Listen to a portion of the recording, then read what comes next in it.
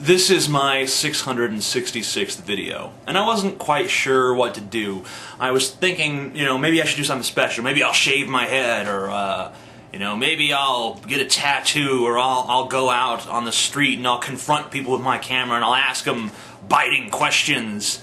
Problem is, I don't want to shave my head, and I don't really want to waste the money on a tattoo right now, and I don't really have any biting questions for the average person just walking down the street. And plus I think that's obnoxious. And I'm a lot of things, and obnoxious is probably one of them, but I don't want it to be. And I'm certainly not going to do something that I think consciously is obnoxious. What I decided basically is that I should just do what I used to do, what I used to do on this channel, and that is turn on the camera and just talk. As this channel has evolved, I've stopped doing that. I don't really just turn the camera on and talk anymore. I think about what I want to say. I jot down little notes. I, form a delivery. I practice. I get in front of the camera. I do it as best I can. Now, granted, I can't usually really polish it to the same extent that a stand-up comedian or a professional politician would polish it, because I only have, an hour or so to practice. I don't want to spend all day polishing a video, because that would just be, that it's more time than it really deserves, and you want to keep it a little bit off the cuff. You don't want to get too confined into the parameters of your own little rigid world. I think that's how performers get stifled. They become too regimented. Maybe not all performers. I mean, George Carlin was pretty regimented, but for someone like me, that's not good. I have to do a lot of it off the cuff. I mean, no matter how many jokes I write down, a lot of them still occur to me when I turn on the camera and when I'm really performing. Something in my mind clicks and says, okay, this is for real. And then I get this sudden surge of ideas and things that I want to say. And sometimes I don't say them because I just don't have the courage, because I'm afraid that I'll just fuck it up too bad if I try to say it. But other times I say, oh no, that's too good, I gotta go for that one. And sometimes it works out and sometimes it doesn't. But this video is just me ranting at the camera with no idea what I really have to say. Because that is how I started off on YouTube, and that's probably how a lot of my original subscribers, I guess around like the first 5,000 subscribers or so, remember me. Assuming that any of those people are still watching. I'm sure some must be. I guess what's really been on my mind lately is how our society embraces a lot of hypocrisy. And I'm not talking about the hypocrisy that it itself creates. I'm talking about hypocrisy that it embraces, and hypocrisy that it allows to exist, and hypocrisy that it seems to thrive off of. For instance, if you say that if you point out that there are certain black people who are racist against white people, and they are, and that it's legitimate, it's legitimized in the society for Chris Rock to say cracka on stage, and you say that's kind of a weird double standard we've got going, automatically you're grouped into this Rush Limbaugh archetype. You're put in there, and that's who you are. You're the conservative douchebag who doesn't understand the black struggle, And I understand why that happens, because I mean, the idea is black people have been through slavery and segregation and oppression. So who are you, Mr. Stuck-up white guy, to be pointing out when they're racist? Who are you to do that? But I don't look at it like that. I look at it as I'm a human being, and they're a human being, and I see them falling prey to the pratfalls of racism. So I'm not looking at I'm in a group and they're in a group and their group is saying bad stuff about our group and I'm going to fight back. I'm not concerned about us. I'm concerned about them and what the hatred is doing to them. You know, even if it's just a nebulous hatred and it's not really crystallized into, like, you know, a Black Panther mentality, it still concerns me. I'm still concerned for them, just like I'm concerned for all the white racists I know. And I'm not concerned because of some social reason. I'm concerned because it just destroys their personal lives. And it just closes them off to so much.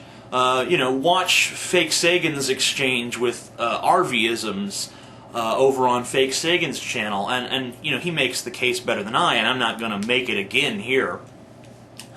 But I just get concerned about these racists, and I want to help them out. I want to help them see the light.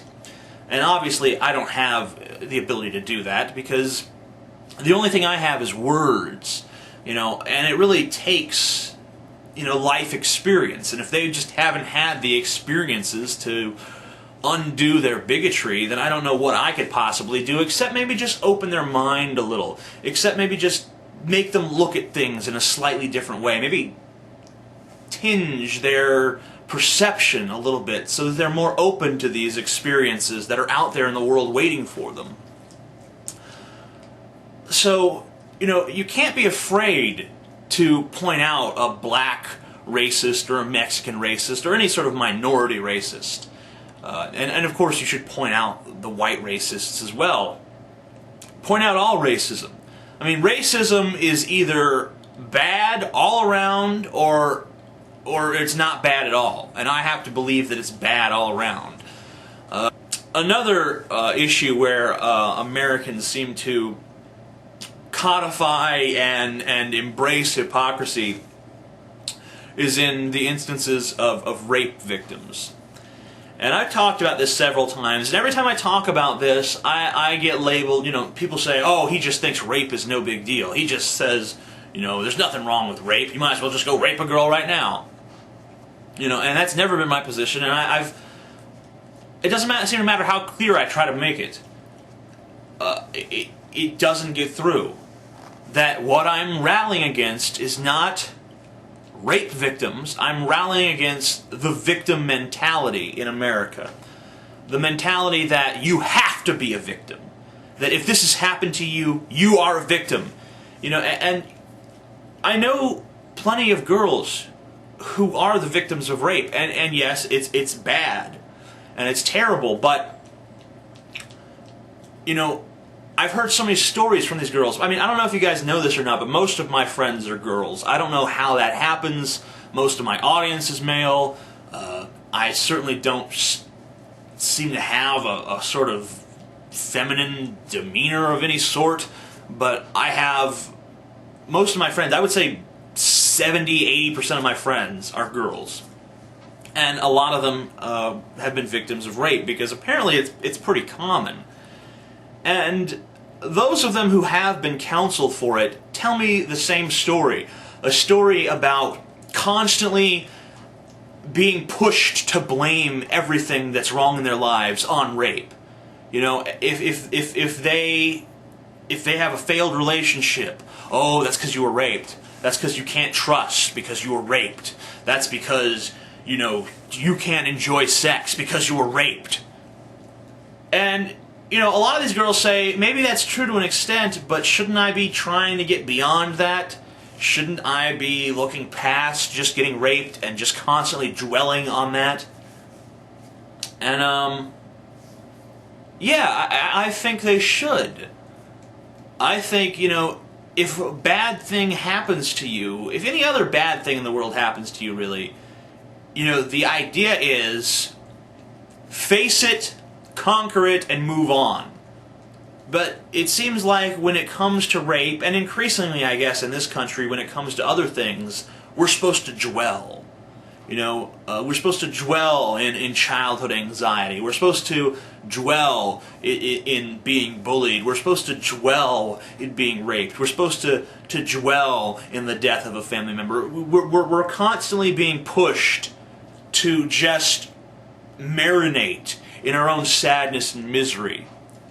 And that's because it makes better TV. But we've always failed to recognize that we don't live in a TV world. No one is watching us. No one is amused by our plight. No one is entertained. This is real life. And in real life, you don't get back the years that you waste worrying about something that happened years ago. It doesn't happen. And when you point out this hypocrisy, when you criticize the victim mentality, then people point out like you hate the victims. People try to make it like you hate rape victims, you hate victims of violent crime, you hate these people, and you're just telling them, suck it up, you pussy. But that's not what this is. This is saying to them, don't let this ruin your lives. This is the only life you have. You're allowing yourself to be victimized. So you try to act out of compassion, and instantly you're labeled this this unempathetic monster. Once again, it's because they have this idea of this is the group of the victims, and they've been through so much, and how can you possibly say that? But once again, I don't look at it like that. I look at it like I'm a person, they're a person. I see them throwing away their lives, paying a weird, twisted sort of tribute to this act of violation, and almost glorifying it in a sick, fucked up way. And I want to put a stop to that. And people have to be free to make their own choices. They have to be allowed to do what they think is best for themselves, even if you don't agree that it's what's best for them. But if I see someone digging their own grave, I might not take the shovel away from them, but I'm going to tell them, maybe you should stop. Maybe this isn't a good idea. And if they tell me to fuck off and mind my own business, there's really nothing more I can do at that point. But at least I tried. At least maybe I planted the seeds of doubt in their mind. At least maybe I challenged one of the hypocrisies of society that seems to keep handing these people shovels and telling them, keep digging.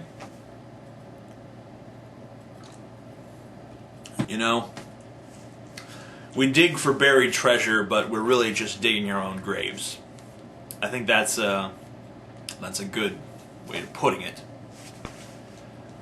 I'm mostly a comedian here. I do a lot of serious videos. Obviously, this is a fairly serious video. My last video is fairly serious, and I've done a number of serious videos, but for the most part, I'm a comedian. I may not get on stage with a microphone and play to drunk people, but I'm telling jokes, and my goal is typically to make people laugh. And when you tell jokes, you get a lot of people who tell you shouldn't joke about certain things. And it goes back to these hypocrisies. Those are the really sensitive areas. When you point out the little hypocrisies in society, that's when people say, no, don't joke about that.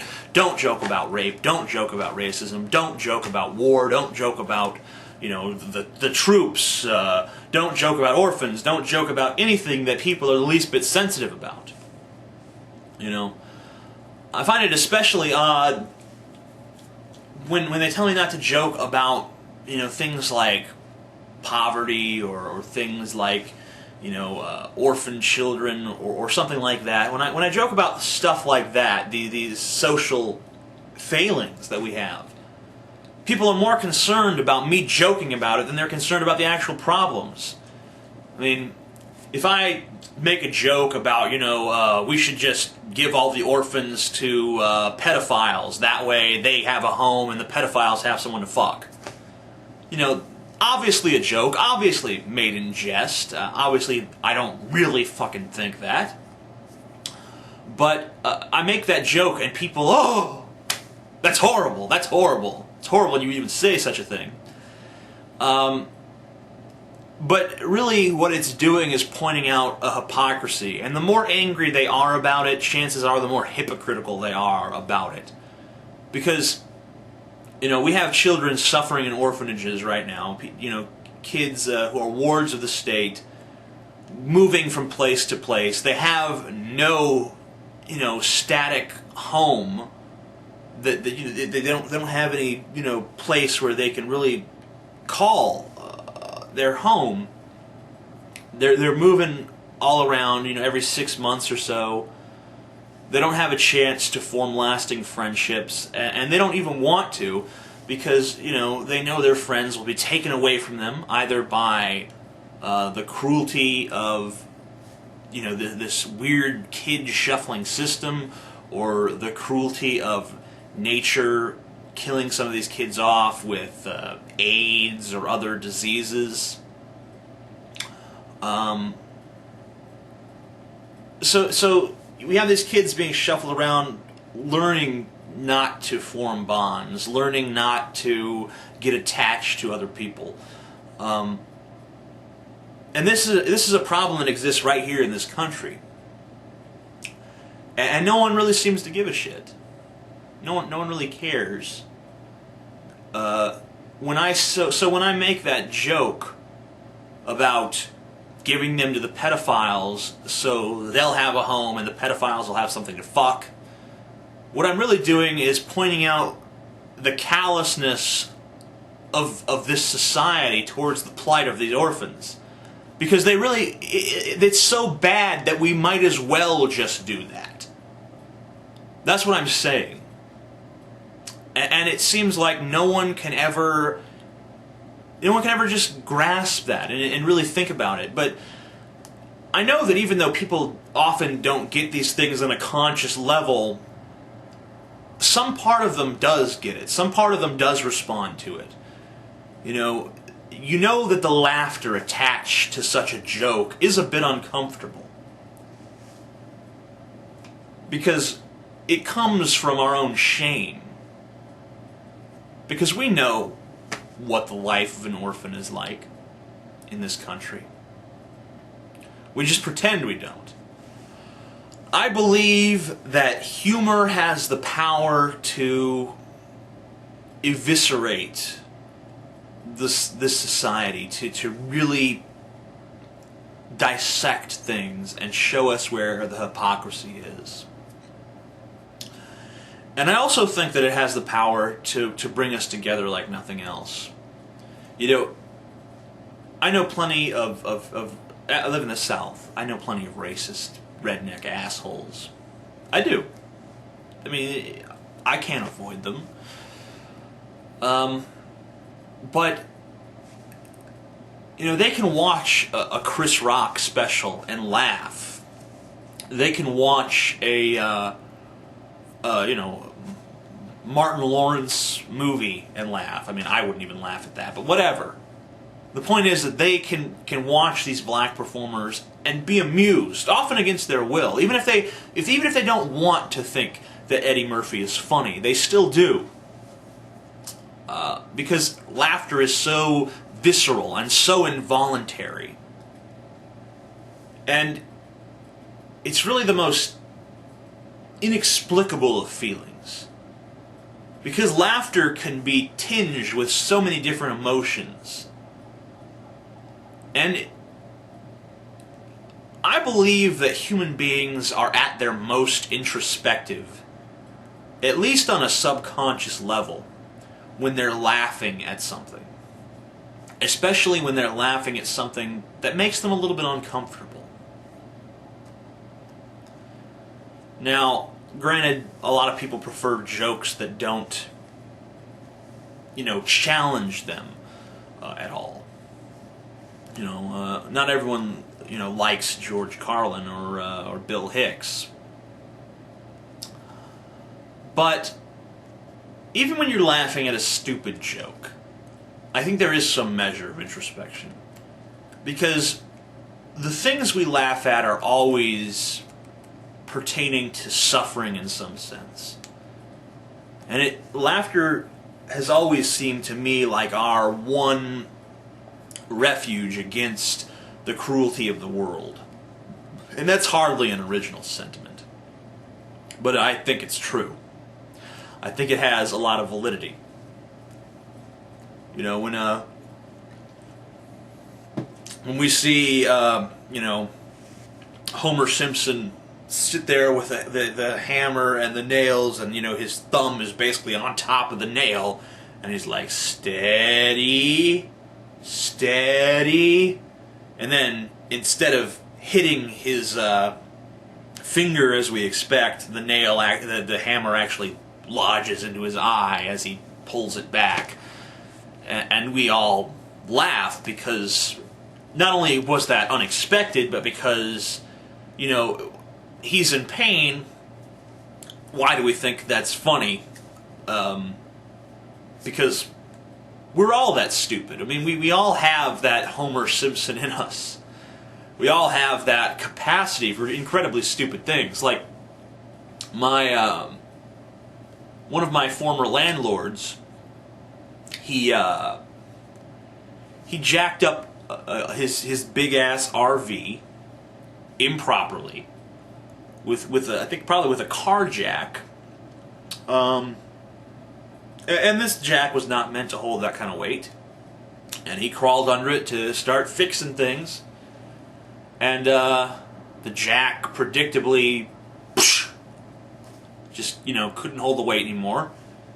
And the RV fell on him and crushed him like a fucking bug.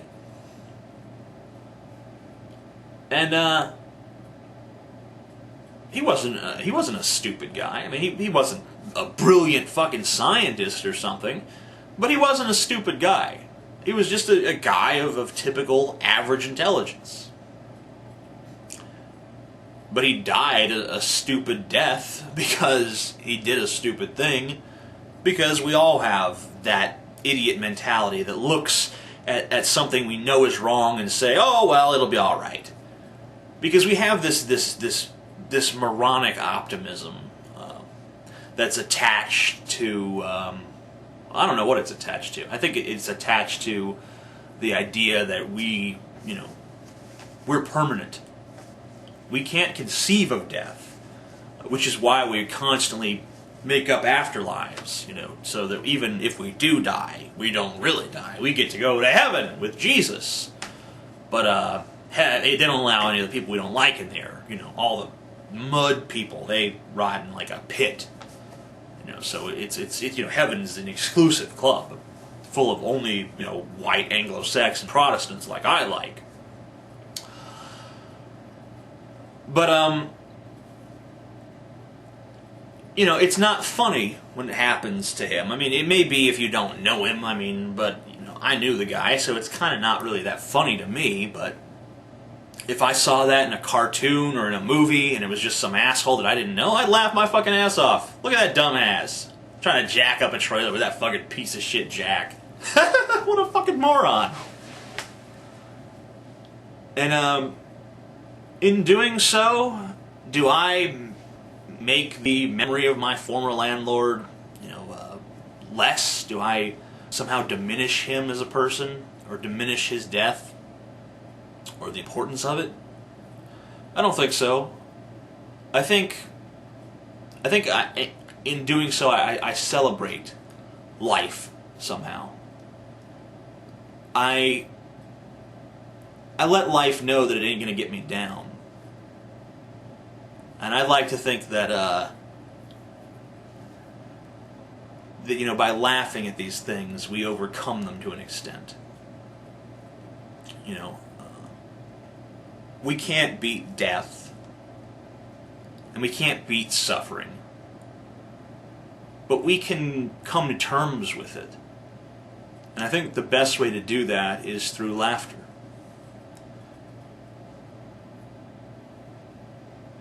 And I guess I apologize for making a laughter-free video to celebrate humor and celebrate the way that humor can bring us together and help us to overcome the turmoils of our lives and,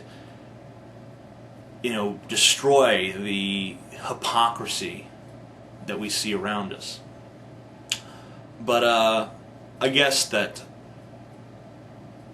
even with all the things humor can do, one thing, some things still need to be said in all seriousness.